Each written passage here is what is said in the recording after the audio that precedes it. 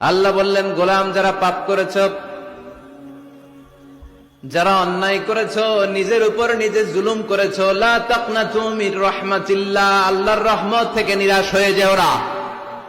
লা তাইআসু মির রাউহিল্লাহ, আল্লাহর রহমত থেকে নিরাশ হবে না। ইন্নাহু লা ইয়াইআসু মির রাউহিল্লাহি ইল্লাল কওমুল কাফিরুন, কাফের মুশরিক ছাড়া কেউ আল্লাহর রহমত থেকে নিরাশ হয় না।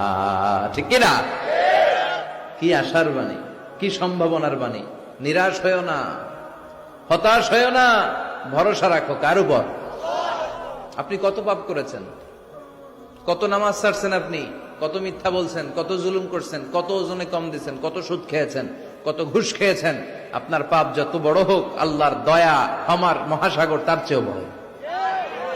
আপনার পাপ আর অন্যায় যদি হয় বিলের পানির সমান, খালের পানির সমান, আল্লাহর দয়া হলো সাগরের পানির সমান। আপনার পাপ